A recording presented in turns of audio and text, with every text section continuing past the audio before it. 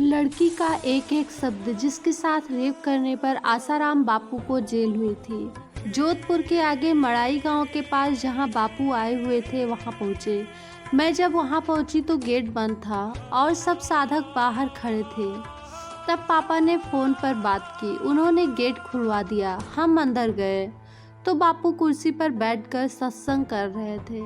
हम भी वहां जाकर बैठ गए। कुछ देर बाद उन्होंने पूछा कि तुम कहाँ से आए हो।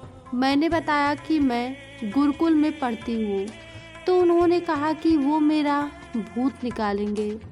फिर उन्होंने हमसे आध्यात्मिक और मेरे भविष्य से जुड़ी बातें की। उस रात बापू ने अपने एक सेवक को भेजकर हम तीनों को अपने पास बुलवाया।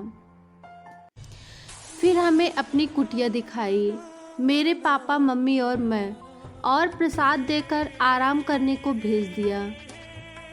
हम उन्हीं के द्वारा दिए गए कमरे में रुके थे। अगले दिन 16/8/13 को भी उन्होंने हमारे लिए खाना भिजवाया व सत्संग प्रवचन किया। उस रात फिर बापू ने हमें अपनी कुटिया में बुलवाया। हम लोग वहां गए तो बापू ने पहले माँ पापा से बात की, फिर उन्हें गेट के पास बिठा दिया। उनसे कहा कि यहाँ बैठकर जप करना, ध्यान करना और थोड़ी देर में चले जाना। बापू ने मुझे कुटिया के पीछे चबूतरों पर बिठा दिया।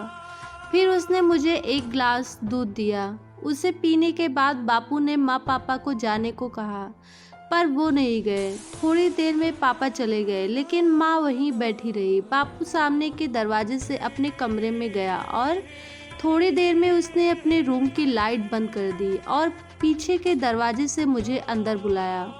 मैं अंदर गई तो उसने मुझे अपने पास बिठाया और बातें करने लगा। मैं अंदर ही अंदर घबरा रही थी। फिर उसने मुझसे कहा कि अपने माँ पापा को देखकर आओ कि वो क्या कर रहे हैं। मैंने उसे आकर बताया कि माँ बैठी है और पापा चले गए हैं।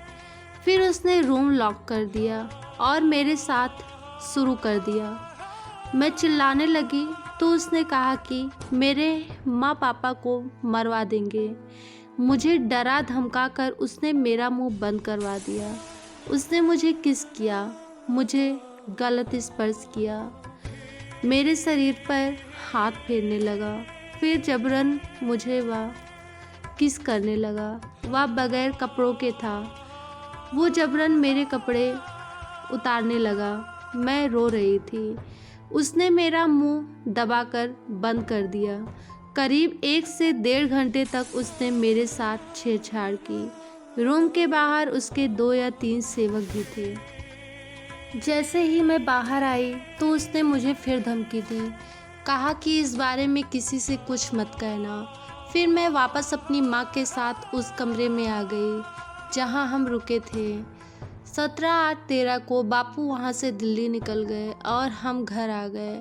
जाने से पहले बापू ने मेरे पापा से कहा कि इसे अभी अहमदाबाद भेज दो, वहाँ 7-8 दिन ये अनुष्ठान करेगी, फिर इसे मैं पहुँचवा दूँगा। पर इस घटना के बाद मैं वहाँ नहीं गई। घर पहुँचकर मैंने अपने माँ पापा को पूरी बात बता दी। पहले तो मेरे माता पिता मेरा विश्वास नहीं कर रहे थे।